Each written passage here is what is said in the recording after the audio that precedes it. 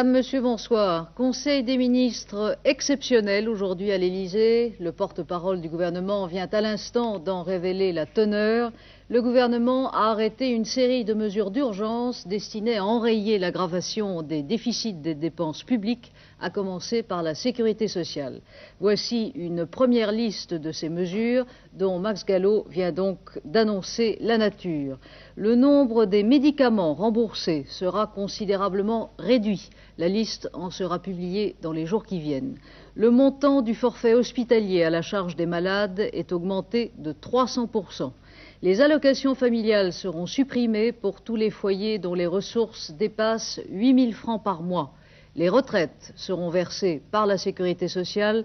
Leur montant sera réduit de 20 à 70% selon les catégories. L'indemnisation des chômeurs sera diminuée de 20%. D'autres mesures seront annoncées demain. On n'en sait pas plus pour l'instant, mais déjà ces décisions du gouvernement apparaissent évidemment comme un événement politique et économique majeur. Rien n'avait filtré de leur préparation, même si l'aggravation de la conjoncture en explique l'urgence.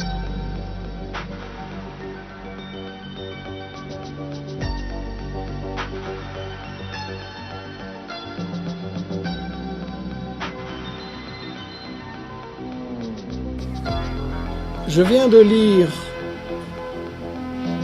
ce mois-ci un bouquin étonnant, remarquable, qui s'appelle « Les confessions d'un assassin financier ». Certains le connaissent peut-être, et ceux qui ne le connaissent pas, j'en fais la pub, c'est vraiment à lire. Et si vous lisez ça, vous pouvez arrêter votre abonnement au soir à Libé et éventuellement à la télé. Et vous allez voir pourquoi. John Perkins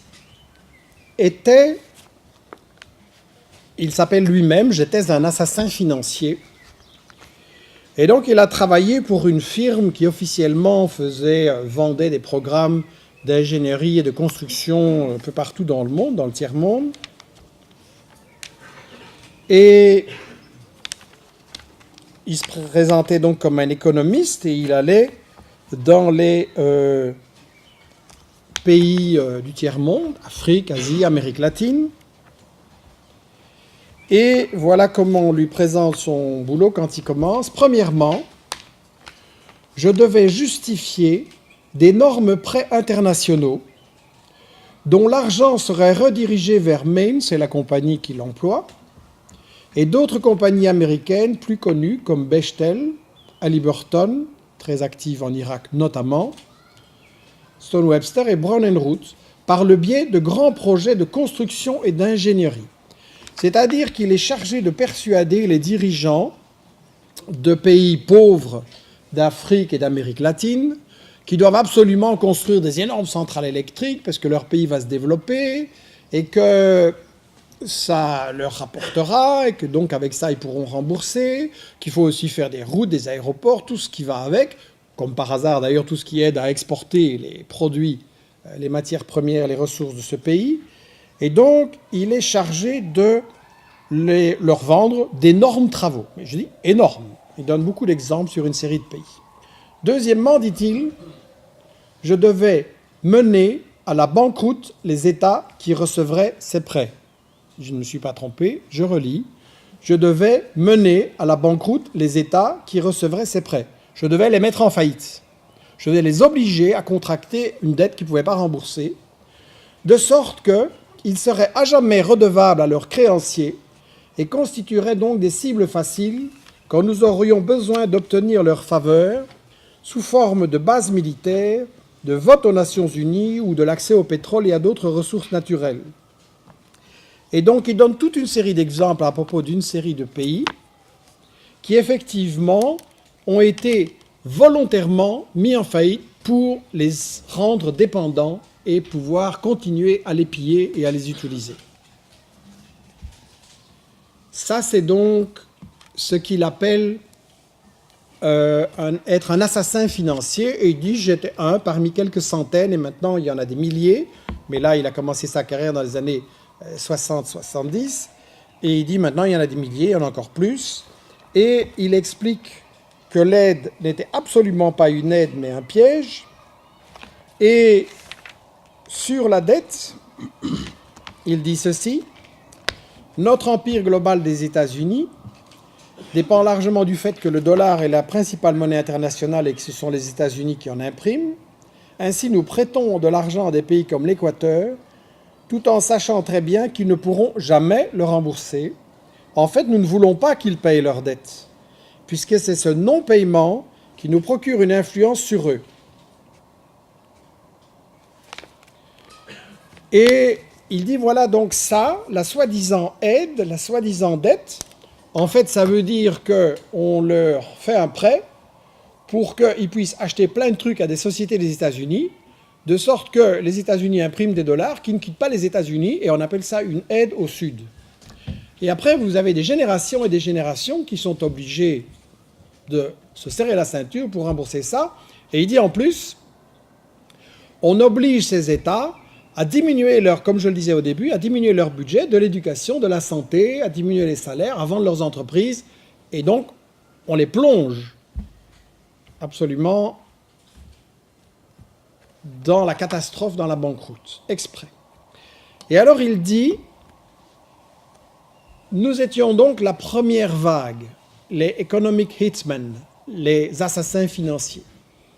Et il dit, parfois on ne réussissait pas, parfois on échouait, parfois on tombait sur un dirigeant honnête ou qui voulait absolument défendre ses intérêts, ou quelqu'un qui préférait travailler avec une autre grande puissance. Et alors, dit-il, les deuxièmes qu'on envoyait dans ces pays, c'était ce qu'il appelle les chacals, c'est-à-dire les assassins tout court.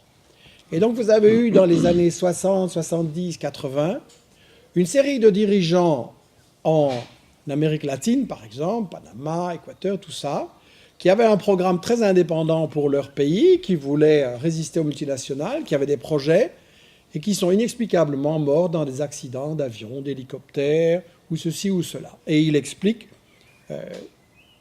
que tout le monde dans sa profession sait très bien qu'ils ont été assassinés. Et il disait parfois les chacals ne réussissaient pas, et alors la troisième vague, c'est l'armée. Et donc c'est très important de voir la vision globale de la politique des États-Unis dans cette affaire-là. 1, les assassins financiers, 2, les assassins tout court, 3, l'armée. Et de bien voir la stratégie globale. En m'introduisant, on a signalé que mon tout premier bouquin, ça a été Attention médias sur la première guerre contre l'Irak. Et je suis un peu tombé des nues, je n'avais pas travaillé sur la politique internationale et le Moyen-Orient, je faisais plutôt du journalisme sur les questions sociales en Belgique. Et donc je suis tombé des nues en découvrant à quel point on nous mentait dans cette guerre en Irak.